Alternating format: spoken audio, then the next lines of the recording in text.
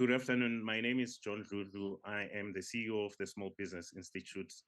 This is the second of our three-part series of podcasts dealing with the B20 Business 20 as we march towards the end of the year.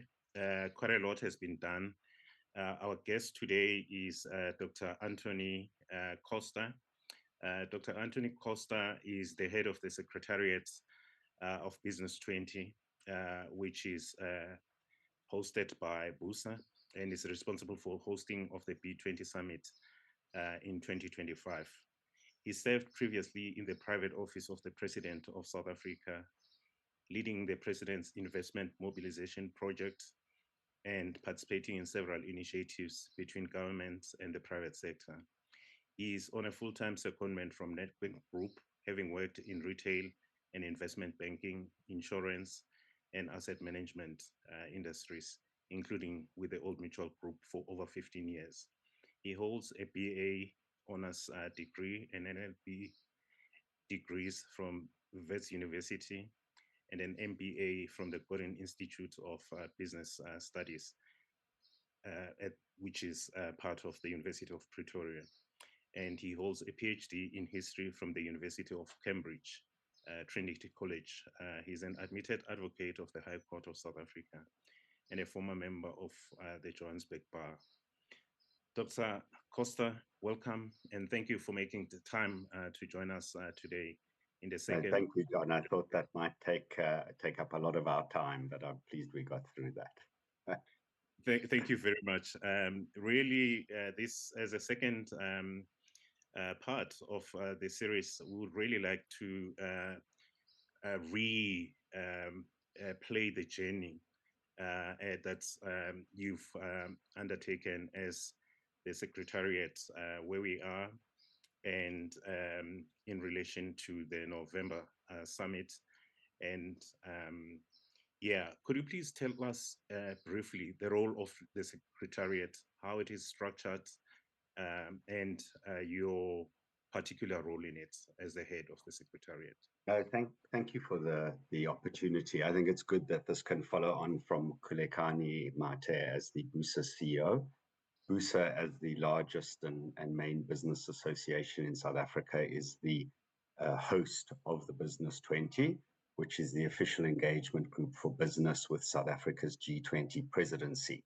And it was a status that was accorded to BUSA by the Brazilian chamber, the CNI, following the conclusion of the Brazilian B20 in November last year. So for BUSA, it's very much a specific project that runs for the course of the year, and they've been supported by Business Leadership South Africa, which is a BUSA affiliate. So when the former chief executive, Cas Kuvadia, who'd been the BUSA CEO for a number of years, and prior to that was the managing director of the Banking Association, was planning to take retirement at the end of last year. He was asked to stay on for this year and effectively act as the Sherpa, or the leader for Business 20.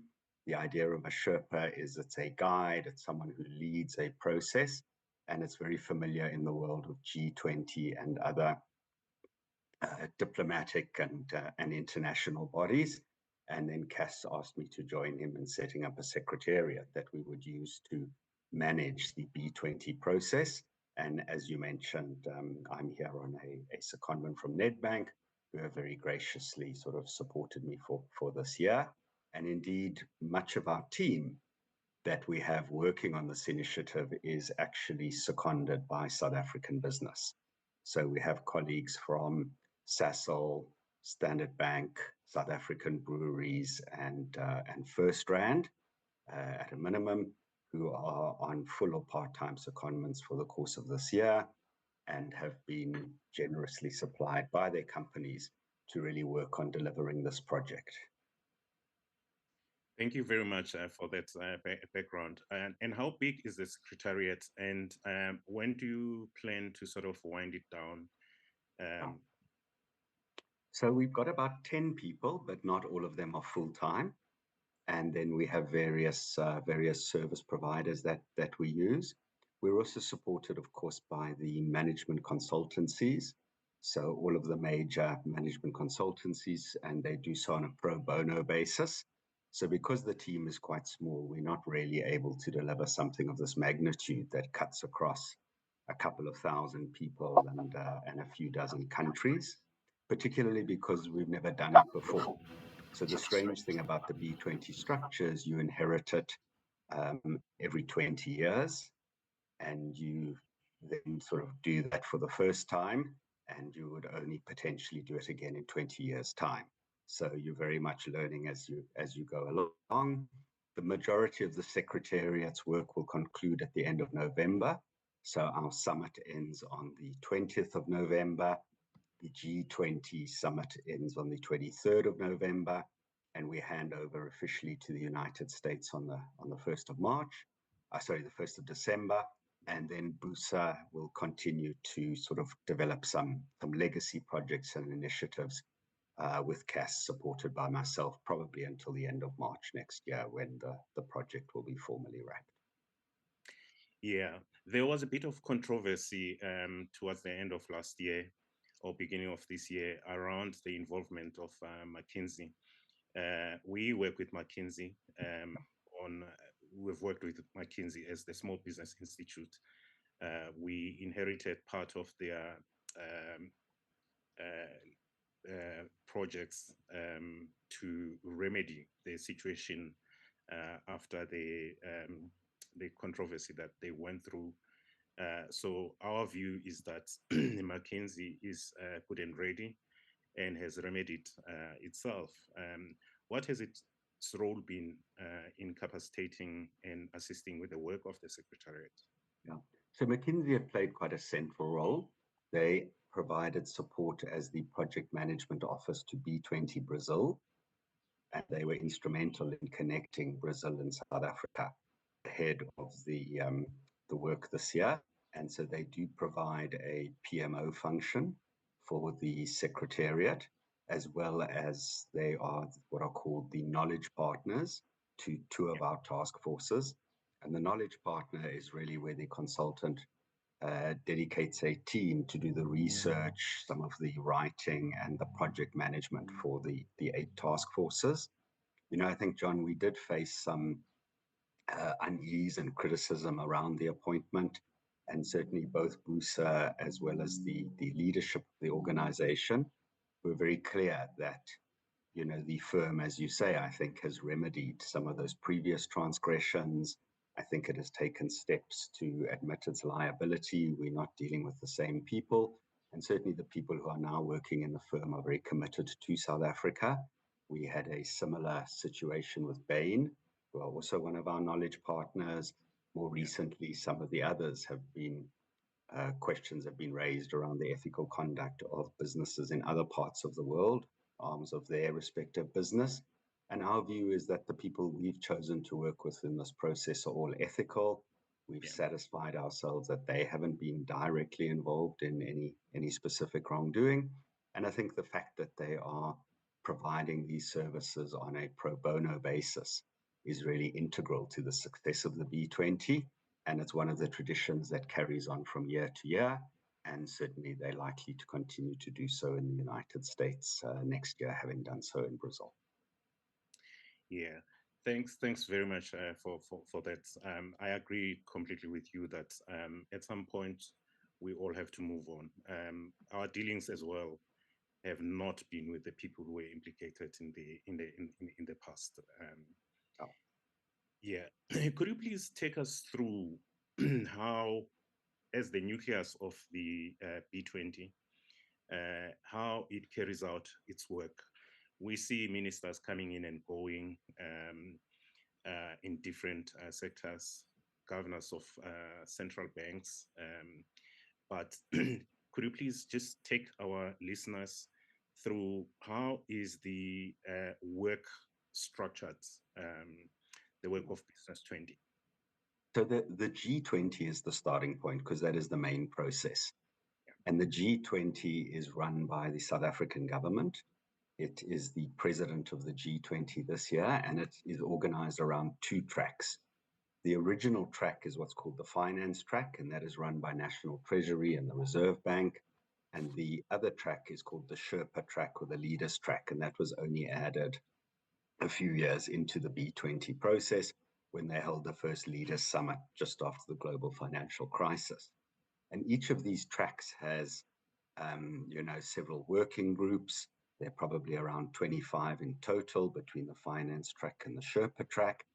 And the B20 structure seeks to mirror some of these working groups through our 8 task forces. So what we've done is we've very much built on previous B20s with their task forces. We have adopted 7 of Brazil's. We added an 8th one specific to the South African and African context. And then each of these are effectively run in a very decentralized way. We have South African CEOs and chairpersons who are the chairpersons of these. They are supported by co-chairs, largely drawn from international business, and then members who participate largely online and develop effectively policy papers, which we took place, I would say, from about March until July, and were handed over to the South African presidency at the beginning of September to Minister Lamola on behalf of the president.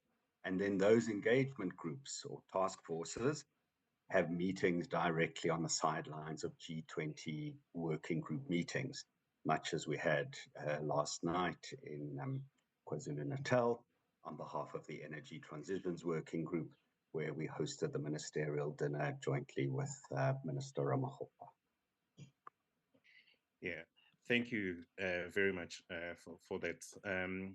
We're now almost just 1 month, you said 45 days away from the summit. Where are we on Business 20? How much has been covered? And if you could also touch on a little bit on the recommendations. So we're probably a bit less than 40 days now until we start on the 18th of November. And we've concluded the 8 reports.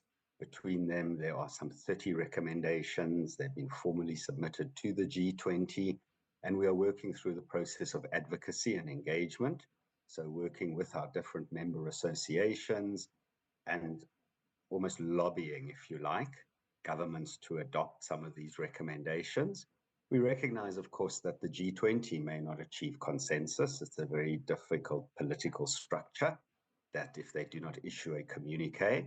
And so a lot of our work is also directed at business and saying to businesses, these are initiatives that you can take forward, regardless of your regulators or your national governments and whether or not they support them, and then creating some kind of a legacy that can be handed over at the end of this B20 process to the United States once we conclude at the end of November.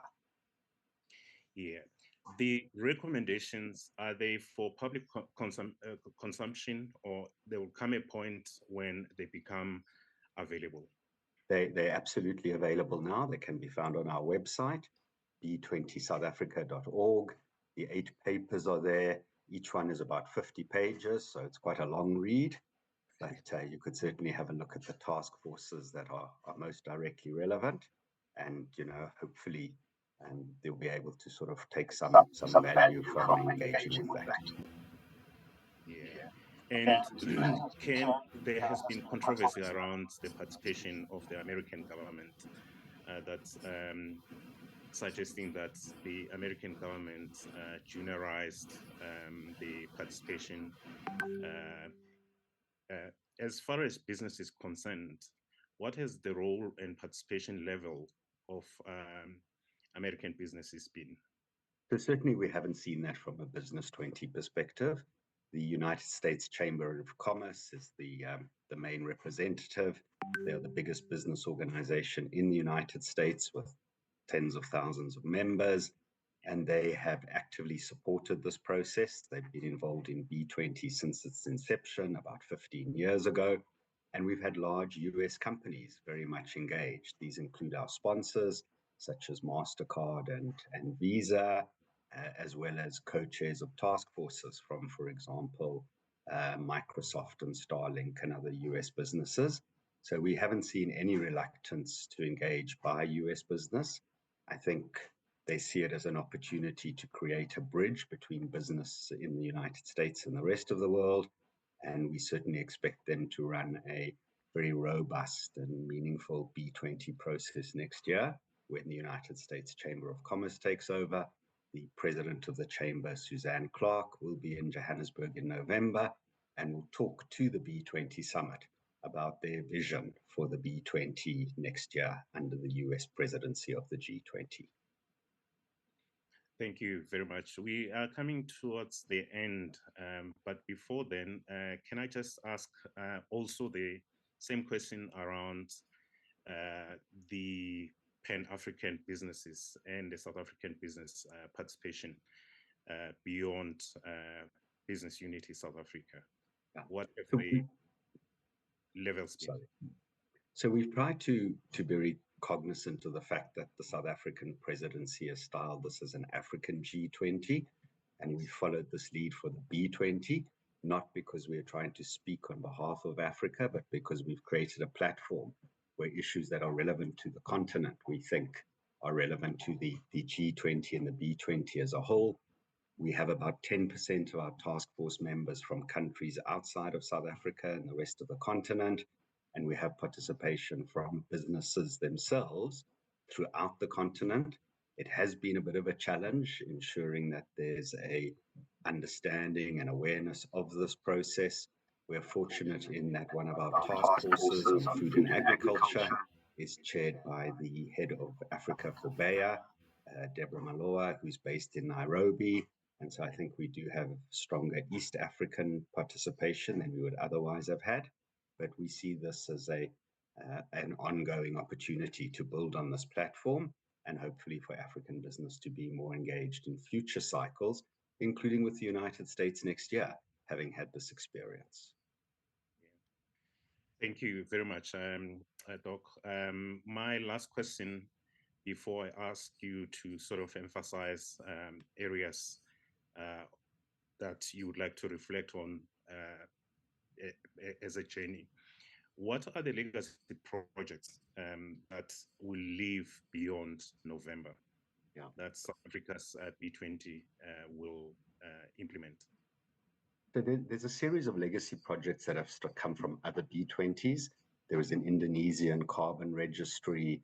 There is a sort of green energy finance tracker. There is a effort to promote the inclusion of women in international trade, and all of those will continue.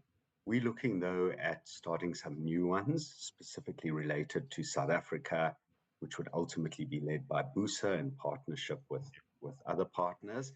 And we're currently in the process of finalizing those, and we hope to make some announcements at the summit as to what the future will look like. We don't want to lose the momentum from this B20, and in particular where there are decisions that can be implemented to see if we've got a way to support that over the coming years through our networks that we've established. Yeah, just on reflection, what are your key takeaways and lessons learned starting in November last year when it all looked very impossible? And here we are now, a month away from it. I think we didn't realize the scope of the challenge. We didn't realize the international interest that we would face in this. And indeed, there has been an enormous amount. And we've been very well supported by South African business. So our sponsors are mainly South African businesses. We are led by experienced South African business people. They form part of our advisory councils. And I think we would say that it's been a process that once South Africans understood what it was, they have fully embraced. And, we hope that we don't lose that momentum and that there will be now a greater understanding of the importance of these international structures for business in South Africa going forward, whether it's the United States next year or the following host in 27 or the years after that. Doc, thank you so much for your time. Is there anything you would like to end with? No, thank you for the opportunity. And we look forward to a successful conclusion to the process. And thank you for the support of the Small Business Institute. Thank you very much. And well done on getting us through this momentous event. Thank you.